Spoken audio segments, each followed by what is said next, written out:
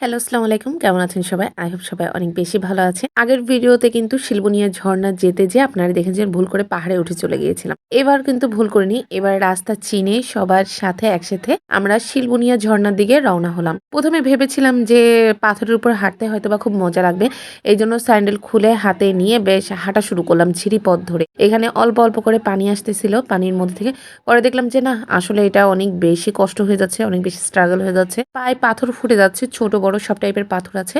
পাথরগুলা ফুটে যাচ্ছে, খুবই ব্যথা লাগছে। এইজন্য আবার জুতা পরে হাঁটা শুরু করলাম। আবার আরেকটা জিনিস খেয়াল করলাম যে এখানে হাঁটতে, হাঁটতে এখানে এই পাহাড়ের উপর থেকে অনেক বেশি জোক আছে, পাহাড়ি জোক। এত ছোট, ছোট যেগুলো আসলে সহজে খুঁজে পাওয়া যায় না। কারণ জোকের কালার আর ঝিরির আশেপাশে ডাঙার যে কালারগুলা সেগুলো কিন্তু অলমোস্ট কাছাকাছি।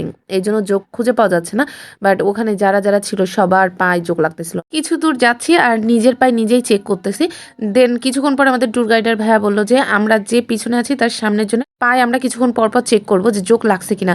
কার পায়ে কখন লাগতেছে এটা কিন্তু আমরা বুঝতে পারছি না।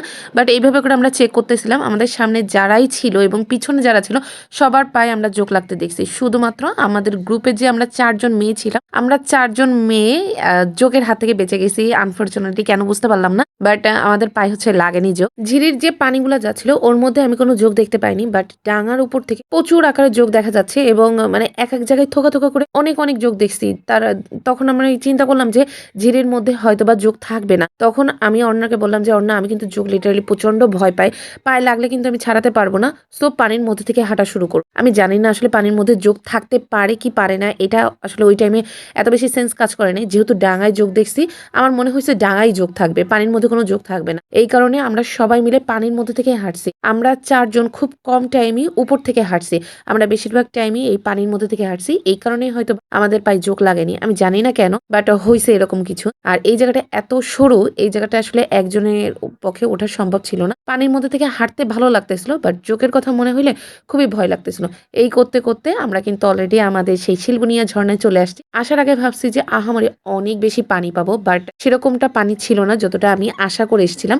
আমি গোসল করব বলে সেরকম প্রিপারেশন নিয়ে আসছিলাম বাট এখানে আসলে সেরকম অপশন আমার হয়নি কারণ আমি এইটুকুর উপরে আর উঠতে পারিনি। মোটা হওয়ার এই একটা যন্ত্রণা আজকে ফিল করলাম। আমি যদি আরো পাতলা হইতাম আমি সিওর এটা দিয়ে আমি উঠতে পারতাম। যদিও আমি রিস্ক নিলে উঠতে পারতাম বাট নামাটা আমার জন্য একটু রিস্ক হয়ে যেত। এইজন্য আমি এত বেশি রিস্ক নিলাম না। উপরে গেলে পুরো ঝর্ণার পানিটা পাওয়া যাচ্ছে।